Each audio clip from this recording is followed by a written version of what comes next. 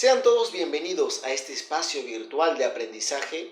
Yo soy el ingeniero Daniel Irachín y hoy vamos a ver el tema de matriz hiper, un tema muy fundamental para las empresas.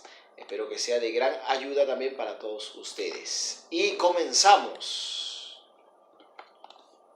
En el contenido de esta capacitación vamos a ver una pequeña introducción y también los objetivos. ¿Qué es peligro y qué es riesgo? ¿Son iguales o son diferentes? ¿Qué es el hiper también? La importancia del hiper en las organizaciones, los tipos de hiper que existen actualmente, la matriz hiper, ya el desarrollo, por ejemplo, de esta matriz, medidas de control y también la actualización de esta matriz, porque hay una actualización normativa.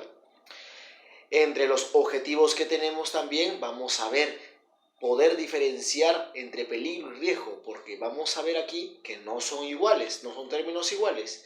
Familiarizarse con los términos usados en el proceso del hiper también es muy importante. Saber identificar peligros, riesgos y cuáles serían su medida de control. También comprender requisitos legales relacionados al hiper.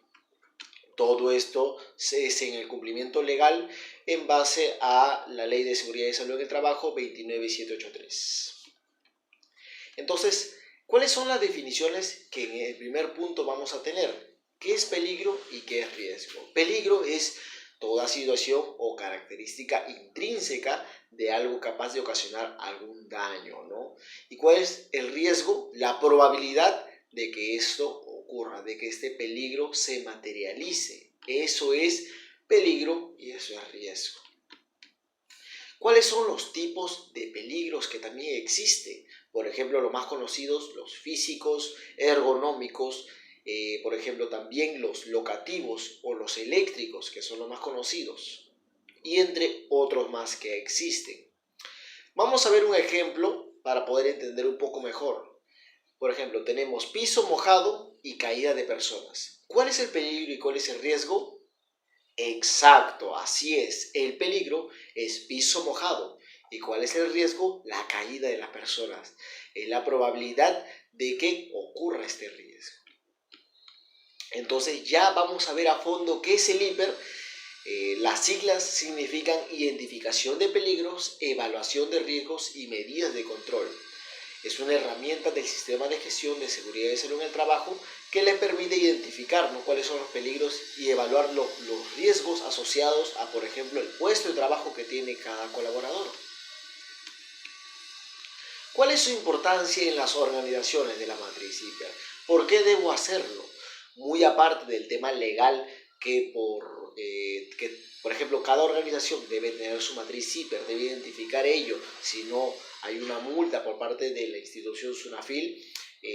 También hay un tema moral, porque nosotros queremos lo mejor para nuestros empleados, velamos por su seguridad y así como han venido a nuestra empresa, queremos que también salgan bien y sanos. Ahora, ¿cuáles son los tipos de hiper que existen actualmente? Tenemos el de línea base, que es el de cuando por ejemplo, se implementa el sistema de gestión de seguridad y salud en el trabajo en una empresa y se inicia, ¿no?, la identificación de peligros en cada uno de los puestos de trabajo. El específico, por ejemplo, cuando se quiere actualizar un puesto que tal vez sus condiciones han cambiado y se quisiera saber un poco más de ello, cuáles son los nuevos peligros que ahora tiene. Y también el continuo, que es el que cada año se actualiza, ¿no?, en la matriz hiper en base a lo que esté cambiando los puestos de trabajo o hay alguna actualización. Ese es el continuo. También la actualización del hiper según la normativa legal. También vamos a entender de que una vez al año como mínimo o cuando cambien las condiciones de trabajo se debe actualizar la matriz hiper. Eso es parte, por ejemplo, también de una actualización normativa. Continuamos ya de fondo también cómo se desarrolla, cómo se elabora la matriz hiper.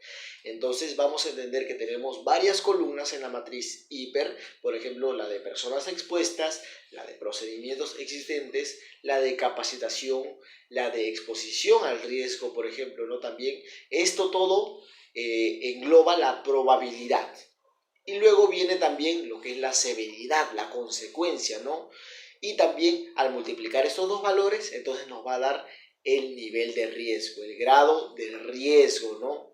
Entonces todo esto también, los valores que vamos a obtener según cada uno de los índices, por ejemplo, son 1, 2 o 3. Esos son los 3 valores que vamos a utilizar. Y vamos a desplegar un poco más esta tabla para poder entenderlo mucho mejor. Vamos, por ejemplo, a la primera columna que vimos de probabilidad, el índice de personas expuestas. Para el número de personas de 1 a 3, el valor del índice es 1. De 4 a 12, el valor es 2. Y más de 12 personas expuestas a ese peligro, el valor es 3. También, por ejemplo, si hay procedimientos establecidos, ¿no?, están correctos, están completos, entonces el valor del índice es 1. Si existen parcialmente o no son muy satisfactorios, no cumplen con todo, no engloban todo, el valor es 2. Y si ni siquiera hay un procedimiento sobre cómo se desarrolla esa actividad en ese puesto de trabajo, entonces el índice es 3. Continuamos un poco más también, la exposición al riesgo también. Si es esporádicamente, por ejemplo, no una vez al año, entonces el índice es 1. Si es una vez al mes, eventualmente, entonces el valor es 2. Y si es una vez al día, diariamente, permanentemente, está expuesto a este peligro, entonces el valor es 3. También el índice de capacitación. Tenemos un personal capacitado correctamente, tenemos las 4 capacitaciones por ley, entonces el índice es 1. Si por ejemplo el personal parcialmente se ha capacitado, tal vez unos sí, unos no, entonces el valor del índice es 2.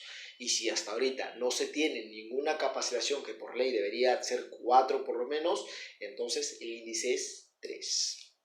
Y ahora también vamos a ver todo ello, estos índices que engloban todo lo que es la probabilidad, se van a multiplicar con la severidad. Y la severidad también se mide por estos mismos índices. Por ejemplo, una lesión sin incapacidad que produzca este peligro, este riesgo, entonces el índice es 1. Una lesión con incapacidad temporal, entonces el valor del índice es 2. Y por último, una lesión con incapacidad permanente, el índice es 3. Así es. En esta multiplicación, los valores que vamos a tener, el puntaje, no varían desde 4 hasta 36, que es el puntaje máximo que se puede obtener. Y todo ello, obviamente, lo evaluamos según el nivel de riesgo, ¿no? Si obtenemos el valor de 4, el nivel de riesgo es trivial. Si obtenemos de 5 a 8, el nivel de riesgo es tolerable. Si tenemos de 9 a 16, el nivel de riesgo es moderado. De 17 a 24, un poco más ya significativo también se considera, es nivel de riesgo importante. Y por último, de 25 a 36 el puntaje, el nivel de riesgo es intolerable. Ahora, cada una de las identificaciones, ¿no?, digamos el riesgo, el peligro, la consecuencia, la severidad que puede causar, entonces ahora, ¿cómo actuamos? ¿Cómo actuamos? Y estas son las medidas de control. ¿Y qué nos dice el artículo 21 de la ley 29783? Nos dice que las medidas de prevención y protección dentro del sistema de gestión de seguridad y salud en el trabajo se aplican en el siguiente orden de prioridad. Tenemos los 3 primeros, el punto A, B y C, que son los controles fuente. Tenemos el controles medios, que es el D, el punto D, y el control en el receptor también, que es el punto E. Vamos a ver el primero, el punto A, que es la eliminación de los peligros y riesgos desde el origen.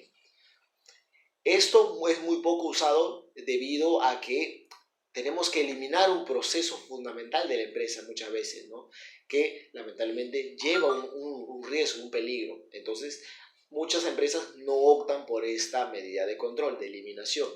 Sustitución, por ejemplo, ¿no?, cambiar la manera de cómo se está realizando esta actividad también para que sea más segura.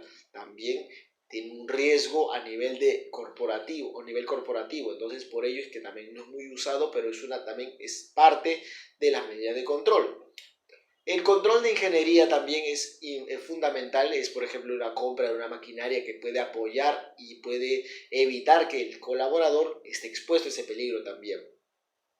También tenemos el punto D, las aplicaciones de controles administrativos como capacitaciones, creación de procedimientos para que las personas se sientan seguras. Esto es muy importante también y muy usado. Y el más usado de todos, el punto E, la dotación de equipos de protección personal, los famosos EPPs, que es donde ya nosotros le brindamos la seguridad con estos equipos de protección personal al colaborador y por obligación él debe usarlo para sentirse seguro también. Esta es la última actualización de la normativa, ¿no? En base al Decreto Supremo número 002-2020, que fue dado el pasado 7 de enero de 2020. ¿De qué se trataba? De, por ejemplo, que la identificación de peligros es elaborada y actualizada periódicamente sin exceder el año, como lo vimos anteriormente. Y también que el IPER se realiza en cada puesto de trabajo con participación del personal competente. ¿Qué quiere decir? Que el personal, la persona que está trabajando y que tiene ese puesto de trabajo, que tiene esa exposición, ese riesgo, entonces esa persona debe hablar con la persona que está realizando el hiper. Tiene que hablar con él, tiene que, por ejemplo, no conversar, una pequeña entrevista para poder identificar cuáles son sus actividades rutinarias, no rutinarias, que ellos también nos puedan comentar, por ejemplo, dónde se sienten con más riesgo también y así poder evitar futuras consecuencias también. Y listo, esto sería todo. Esta es una pequeña capacitación sobre matriz hiper. No se olviden la importancia que tiene esto para las organizaciones, saber qué peligros, qué riesgos hay en cada lugar y poder estar seguros. Esto es lo principal. No se olviden nuestro lema, siéntete seguro, siéntete Itiel. Cuídense.